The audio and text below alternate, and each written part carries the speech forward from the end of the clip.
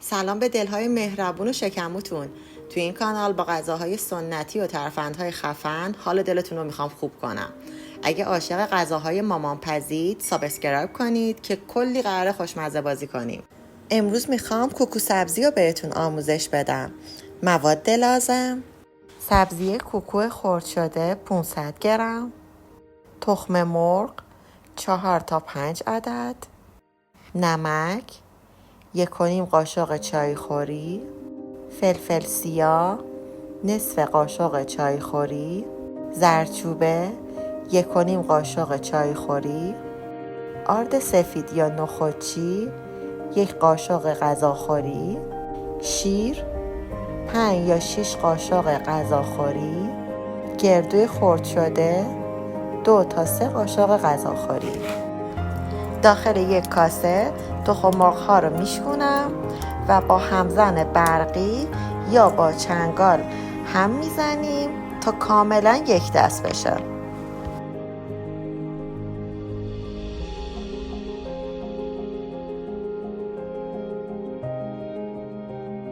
و حالا تخم مرغ ها رو به سبزی کوکومون اضافه میکنیم. بعدش نوبت ادویه هاست: زردچوبه،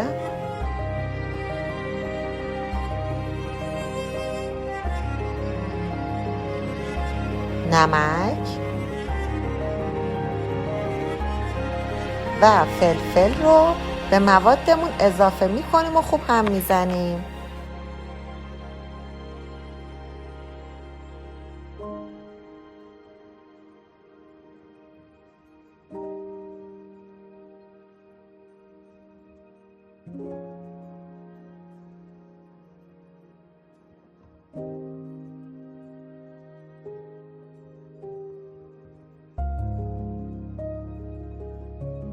آرد را خیلی آروم به مواد کوکومون اضافه میکنیم و انقدر هم میزنیم که اون گوله های آرد از بین بره.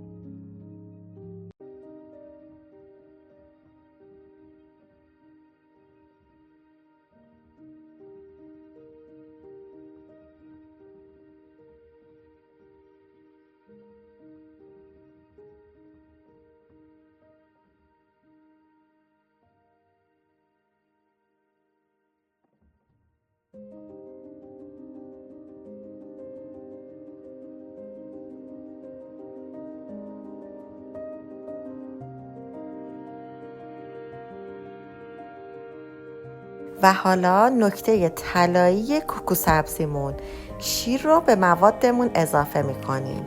علت این که من شیر به کوکو سبزی میزنم اینه که کاملا بافت کوکو سبزیمو نرم و لطیف میکنه و انقدر این کوکو سبزی خوشمزه میشه که انگشتاتونم میخواید بخورید.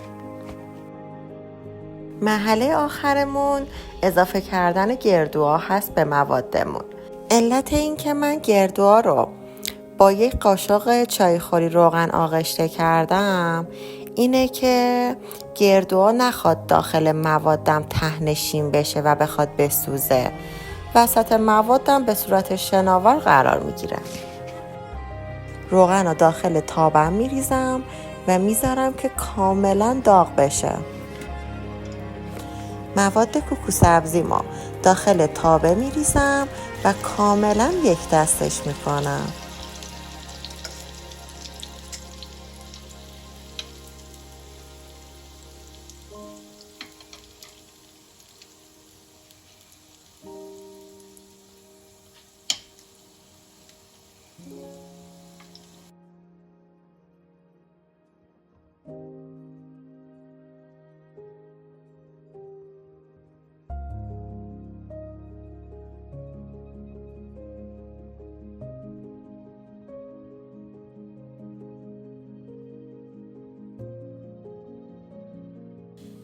بعد از 20 دقیقه چک کردم، دیدم که یک طرف کوکو سبزیم کاملا سرخ و برشته شده و حالا تابه رو برمیگردونم که اون یکی طرفشم کاملا برشته بشه.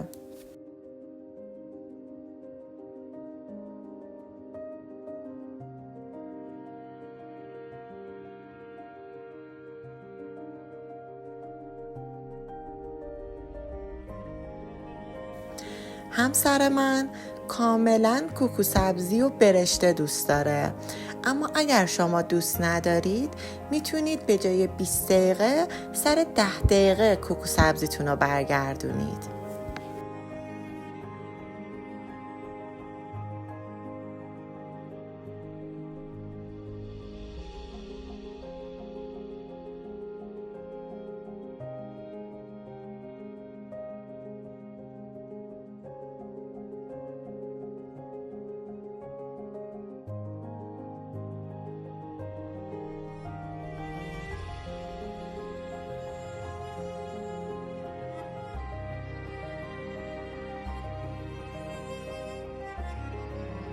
اینم از طرز تهیه کوکو سبزی خوشمزه.